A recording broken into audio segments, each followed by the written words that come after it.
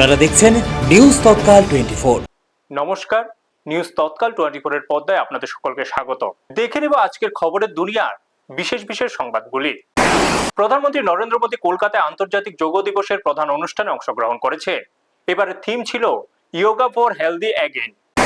সারা দেশে আন্তর্জাতিক যোগ দিবস উদযাপন হচ্ছে। লক্ষাধিক মানুষ বিভিন্ন কর্মসূচিতে অংশ নিয়েছে।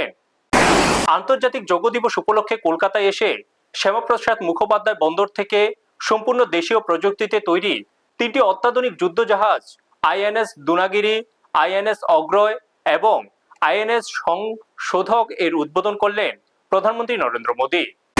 মহারাষ্ট্রে একটি মন্দিরের নির্মীয়মান অংশ ভেঙে পড়ার কারণে এক ভয়াবহ দুর্ঘটনা ঘটেছে। এই দুর্ঘটনায় ধ্বংসস্তূপের নিচে চাপা পড়ে অন্তত 5 জনের মৃত্যু হয়েছে এবং আরো বেশ কয়েকজন আটক রয়েছেন বলে আশঙ্কা করা হচ্ছে। মার্কিন উপরাষ্ট্রপতি জেডি ভ্যান্স এবং ইরানের পার্লামেন্ট স্পিকার মোহাম্মদ বাকের গালিবাফ শান্তি আলোচনা করতে সুইজারল্যান্ডে পৌঁছেছেন। একই সময়ে ইরান আবারও হরমুজ প্রণালী বন্ধ ঘোষণা করেছে। আজ 21শে জুন নিট ইউজি 2026 পুনঃপরীক্ষা অনুষ্ঠিত হয়েছে।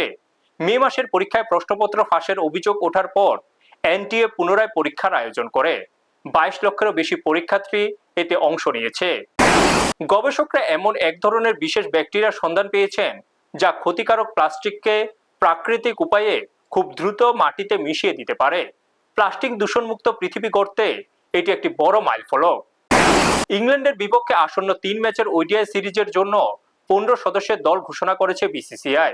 এই সিরিজে দলের নেতৃত্ব দেবেন শুভমন গিল এবং সহ অধিনায়ক থাকছেন শ্রেয়স আয়ার। আগামী 14 জুলাই থেকে এই সিরিজ অনুষ্ঠিত হবে। আইপিএলে পায়ের চোটে পড়া স্পিনার বরুণ চক্রবর্তী আয়ারল্যান্ড টি-20 সিরিজ থেকে ছিটকে গেছেন। তার জায়গায় শ্রেয়স আয়ারের নেতৃত্বে আপডেট দল ঘোষণা করা হয়েছে। আজকের মতো খবরের দুনিয়ায় এইটুকুই। অন্যান্য খবর এবং আপডেটের জন্য চোখ রাখুন নিউজ তৎকাল 24 এর পর্দায়। আপনারা দেখছেন নিউজ তৎকাল 24।